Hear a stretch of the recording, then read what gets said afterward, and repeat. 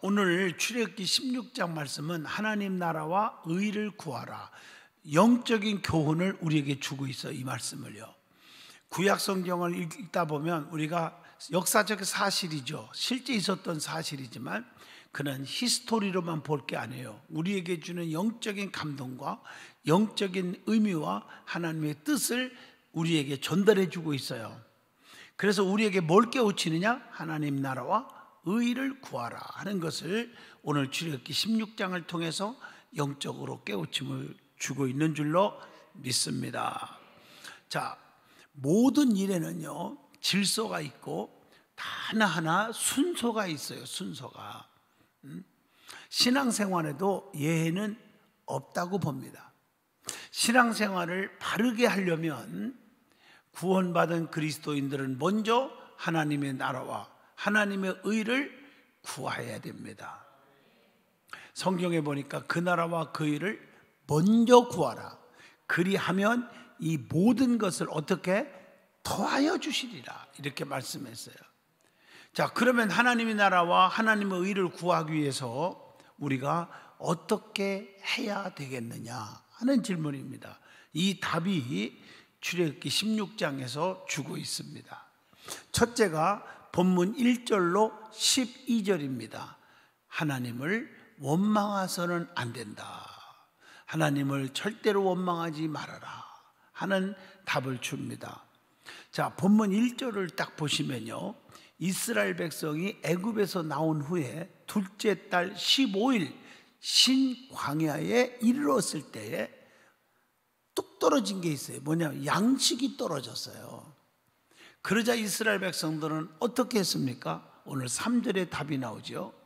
그들은 노예 생활의 고통과 슬픔은 생각하지 않고 오직 고기 가마와 배불리 먹던 떡만 생각했기에 하나님의 종 모세를 원망하고 아론을 원망했다는 것입니다.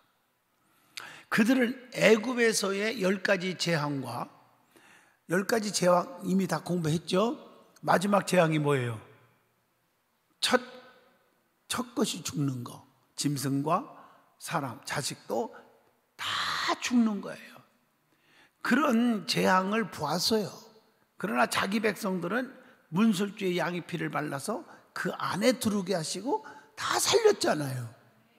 그 하나님의 역사하심과 그 다음에 출애굽하면서 뭘 경험해서 홍해가 바다같이 쫙 갈라서 그들을 건져주셨잖아요. 그것을 보고도 아직까지도 변화되지 않았음을 오늘 말씀을 통해서 찾아봅니다. 하나님은 정말 얼마나 속상하겠어요. 백성들의 원망을 들으시고 본문 4절에 보면 하늘에서 양식을 비같이 내려주므로 일용할 양식을 날마다 거두게 될 것이라고 약속을 합니다.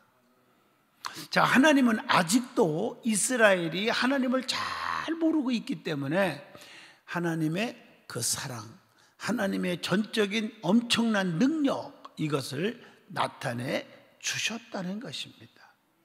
우리는 여기서 하나님의 자비하심이 얼마나 지극하신가를 볼 수가 있겠죠. 그때 모세는 원망하는 백성들을 책망을 하고 있습니다. 그게 6절로 9절입니다. 우리가 누구이기에 너희가 우리에게 대하여 원망하느냐? 모세가 또 이르되 여호와께서 저녁에는 너희에게 고기를 주어 먹이시고 아침에는 떡으로 배불리시리니 이는 여호와께서 자기를 향하여 너희가 원망하는 그 말을 들으셨음이니라. 여러분, 원망은요, 믿음 생활하는 사람들 꼭 기억해야 할 것은 하나님을 불신하는 것입니다. 어떻게 보면 배은망덕한 일이 원망입니다. 고난이, 환난이, 엄청난 어려움이 있다고 해서 옛 생활을 동경하고 지도자를 원망하는 것은 하나님의 구원의 은혜를 멸시하는 큰 범죄를 하는 것과 같다는 것이죠. 그래서 예수 믿는 사람들은, 즉 하나님 믿는 사람, 그리스도인들은 이유에 어떻든 간에 절대로 원망해서는 안 돼요. 제가 목회하면서 성도들을 보면 기도도 원망하는 기도가 많아. 왜 하필이면 납니까? 그럼 누가 당하란 말이에요? 왜 하필이면 나에게 이런 일이 생깁니까? 뭐 이렇게 하고 원망하고, 내가 뭘 잘못했는데 이러고. 여러분, 결과가 좋으려면 원망이라는 단어가 내 평생에 없어야 돼요. 요셉을 보세요. 내가 뭘 잘못했어요? 형제들에게 먹을 것 갖다 주고 그냥 다리가 부르트도록 걸어가서 아버지 심부름으로 먹을 것 갖다 주고 안부 묻고 정말 좋은 일은 다 했고 내가 그랬는데, 아니 나를 죽이려고 그러고 나를 돈 주고 팔아먹고, 이게 뭐예요? 그것 때문에 내가 누명까지 확 뒤집어 써서 감옥에 가고, 이게 무슨 일이에요 이게? 하나님 그럴 수 있습니까? 그런 말이 없어요? 없어요? 대답이 현찮아요. 둘 중에 하나 답이에요. 없어요? 없어요? 없습니다. 욥이라는 사람도 처음에는 원망했지만 그가 깨닫고 나서 주신 자도 하나님, 취하신 자도 하나님, 상천하지의 모든 것이 하나님의 것인데 하나님이 주셨고 하나님이 가져갔는데 원망할 수가 없잖아요. 아멘. 하나님을 찬양하고 감사하더니 하나님이 그에게 보답이 뭐예요? 배의 축복을 주셨더라. 기도할 때도 원망의 기도는 하나님이 듣지 않으셔요. 절대 안 들어요. 나에게 왜 이렇게 아픈 병을 주셨을까? 그러지 마세요. 하나님의 뜻이 있겠지. 내가 살아도 주를 위해서 사는 거고 죽어도 주를 위해서 죽는 것이고 사나 죽으나 주의 것인데, 아멘 하시죠? 사나 죽으나 주님의 것이요. 이 찬양 부르면 눈물이 나잖아요. 사나 죽으나 다 주의 것이로다. 자, 그렇다면 우리는 가슴에 손을 얹고 한번 생각해 봅니다. 우리는 요즘 무엇을 불평하고 있는가? 그래서 불평을 그치고 하나님을 의지하는 생활을 지금 하고 있는가 하는 질문입니다. 모든 원망과 불평은 하나님께 하는 거란 말이에요. 왜냐? 인간의 생사와 화복을 주관하시는 분은 하나님이고, 우리의 모든 1분 1초라도 움직이고 뭐 하는 것이 다 하나님의 섭리 가운데 움직이거든요. 그런 삶의 속에서 원망하고 불평하면 누구께 하는 거다? 하나님을 향해서 하는 거다. 그러니까 원망 불평이 우리의 사전에는 없기를 축복합니다. 할렐루야. 내가 엄청난 어려움 있으면 하나님 나를 연단하여 큰 그릇 만들려고 그러는가요? 아니면 하나님 내가 잘못한 거 있으면 회개케 하시니 감사합니다. 뭐 이렇게 감사가 나와야 할 거 아니에요. 감사. 하나님을 믿기로 작정하고 하나님의 통치를 받아들이기로 작정했으면 그 하나님의 처분에 우리의 삶의 전체를 맡겨야 된다는 거예요. 맡겨야 돼. 하나님 나라와 하나님의 의를 구하기 위하여 어떻게 해야 됩니까? 두 번째입니다. 본문 13절로 21절이죠. 매일매일 하나님을 강하게 간절히 의지하고 살아야 한다, 이거 말이에요. 하나님께서는 약속하신 대로 이스라엘 백성이 매일 하나님만 의지하도록 하기 위해서 광야 생활을 하는 중에 뭐와 뭐를 줘서 먹였었어? 만나와 메추라기로 고기를 먹게 해주셨어요. 본문 13절을 보세요. 저녁에는 메추라기를 진 사면에 덮이게 하시고, 얼마나 많이 부어줬으면 진 사면을 덮이게 하시고, 아침에는 이슬이 내리게 하셨다. 그리고 14절 보세요. 이슬이 마른 후에는 광야에 작고 둥글며 서리같이 세미한 것이 있게 했다라고 말하고, 그래서 이스라엘 백성이 궁금하여 물었더니 모세는 이것은 하나님께서 주신 양식이니 모든 사람이 매일 아침 일찍 일어나서, 아침에 어떻게 일어나라고요? 대답 크게 하시. 아침에 어떻게? 일찍 일어나서 각 사람의 식량대로 한 오멜, 그 한 사람이 하루 먹을 식량이요, 그게 한 오멜이에요. 오멜. 따라합시다. 오멜. 여러분 성경에 그런 말이 많이 나죠. 1 데나리온 하면 1데나리온은 장정이 하루에 열심히 일해서 받는 품삯 하루분이에요. 오멜도 마찬가지예요. 그들이 순종하였더니 거둔 것이 많기도 했고 적기도 했으나 많이 거둔 자도 적게 거둔 자도 17절로 18절에 보면 뭐라 했어요? 부족함이 없었다. 하나님이 주시는 일용할 양식은 부족함이 없을 줄로 믿습니다. 그래서 오늘 19절을 보면 이어서 하나님께서는 모세를 통해서 누구든지 이튿날 아침까지 남겨두지 말라고 명령을 하셨어요. 하나님은 왜 이렇게 하셨을까? 매일매일 하나님을 더 강하게 의지하고 살도록 훈련하기 위해서 그렇게 하신 거예요. 내일 일을 염려하고 욕심을 부리며 사는 자는 모든 일이 잘 되어 가는 것 같으나 결국은 헛될 것뿐이다, 이 말이에요. 오늘날 노예 근성에 찌든 자나 자기 보호 본능에 가득한 자도 예는 아니라고 봅니다. 자, 우리의 경제 생활은 어떻느냐? 1년, 10년, 20년 먹을 양식까지 땅에나 통장에 넣어두고 살고 있지 않은가 반성을 해보면서 하나님은 내일도 오늘도 내일도 살아 역사하시는 분인 줄로 믿습니다. 오늘 배불리 먹이게 하신 하나님은 내일도 먹일 수 있는 분 아닙니까? 모레도 글패도 계속 주시는 분 아니겠습니까? 그러므로 우리는 내일 일이나 먹을 양식을 염려하지 말고 매일매일 주님을 신뢰하며 살라는 거예요. 그게 마태복음 6장 몇 절이에요? 34절에 나오죠. 그러므로 내일 일을 위하여 염려하지 말라. 내일 일은 내일 염려할 것이요 한날의 괴로움은 그날로 족하니라. 믿어지면 아멘 하시죠. 그런데 참 묘하죠.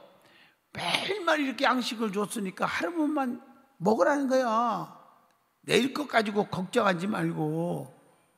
아멘. 근데 사람들이 욕심을 부리고 모래 글패 것까지 와 이거 너무너무 많이 내려오니까 막 긁어서 막 집에다 싸놨어. 그 다음 날은 말 안 해도 뻔한 거죠. 다 썩어가지고요 악취가 나고 고통을 받았을 거예요. 그래서 주는 교훈이 자, 세 번째입니다. 의를 위하여 어떻게 해야 되느냐? 22절로 31절이죠. 안식일을 주일을 거룩히 지켜야 된다고 말합니다. 자, 여기서 주는 교훈이 제일 큰 거예요. 하나님은요 이스라엘에게 매일매일 일용할 양식만을 거두고 엿새째 드는 날에는 안식일을 위해서 며칠분? 이틀분의 양식을 거두라고 명령을 합니다. 그래서 이스라엘 백성이 모세의 명령대로 하였더니 6일째 거둔 이틀분의 양식은 7일이 되어도 썩었어 안 썩었어? 안 썩었죠. 냄새도 나지 않고 벌레도 생기지 않았다고 본문 24절에 나옵니다. 그것은 이스라엘이 안식에는 양식을 위해 일하지 말고 하나님께 예배드리며 하나님과 교제하는 영적인 쉼과 안식을 얻도록 하기 위해서라고 하는 말씀입니다. 그런데 이스라엘 백성 중 더러는 모세의 명령대로 순종치 않은 자도 있었다는 거예요. 그들은 일곱째 날인 안식일을 거룩히 지키지 않고 양식을 구하러 나갔으나 얻지 못했다, 이렇게 나와요. 그래서 하나님께서 모세에게 뭐라고 말씀했습니까? 그것이 28절로 30절이죠. 자, 읽어보겠습니다. 자, 여호와께서 모세에게 이르시되 어느 때까지 너희가 내 계명과 내 율법을 지키지 아니하려느냐? 볼지어다 여호와가 너희에게 안식일을 주므로 여섯째 날에는 이틀 양식을 너희에게 주는 것이니 너희는 각기 처소에 있고 일곱째 날에는 아무도 그의 처소에서 나오지 말지니라. 그러므로 백성이 일곱째 날에 안식하니라. 여러분, 여기서 주는 뜨거운 교훈은 그리스도인들은 무슨 일이 있어도 하늘이 두 쪽 나도 기본적으로 주일을 지켜야 한다는 거예요. 세상 일이나 빵보다도 하나님께 예배하고 하나님의 일을 먼저 해야 한다는 거죠. 여러분, 그렇다면 어떤 형편 가운데서도 절대로 주의를 거룩히 지키고 있느냐 하는 것입니다. 우리는 어떤 상황 속에서도 주의를 거룩히 지킴으로 영적인 쉼과 물질적 풍요를 경험하게 되는 것입니다. 여러분, 조금 더 깊이 얘기한다면요, 하루분만 거두라. 그 다음날 거둔 건 다 썩어서 못 먹었어요. 그런데 안식일 지키도록 오늘날 말하면 토요일날은 이틀분 거두라. 그게 안 썩었어. 그 다음날은요, 하나님이. 자, 이 말은 무슨 얘기입니까? 이 말은 무슨 얘기예요? 뼈 빠지게 6일만 근무하고 주의를 거룩히 지켜도 내가 너 책임져 줄 텐데, 아멘 좀 해봐요. 왜 내 날을 건드느냐, 그런 뜻입니다. 여러분, 주의를 거룩히 지키는 게 손해볼 것 같죠? 천만의 말씀입니다. 그날 온전히 주님을 위해서 일하면 주님이 보상해 주는데 상상을 초월한 게 있어요. 그 간증자들 보면 이 철저하게 주의를 지키는 거예요. 주의를.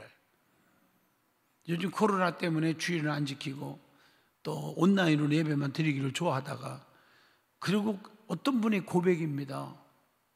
드리다가 어쩌다가 너무 바빠서 설교지 하다가, 그러다가 어떤 때는 누워서 듣다가, 그랬더니 믿음이 다 떨어져 가지고 주일날 제도 유튜브도 켜고 싶지 않아갖고 그냥 주일날 어떻게 마음대로 자기 볼륨으로 다니고 그랬. 그 믿음이 없어요. 어느 목사님이 얘기를 보니까 그런 분들이 이제 다 코로나가 지나가도 오라 해도 오라 오라 방황치 말고 오라, 그래도 안 온대요. 믿음이 추락돼 있어요. 그럴까봐 걱정이 돼요. 아멘. 무슨 일이 있어도 주일은 지켜야 됩니다.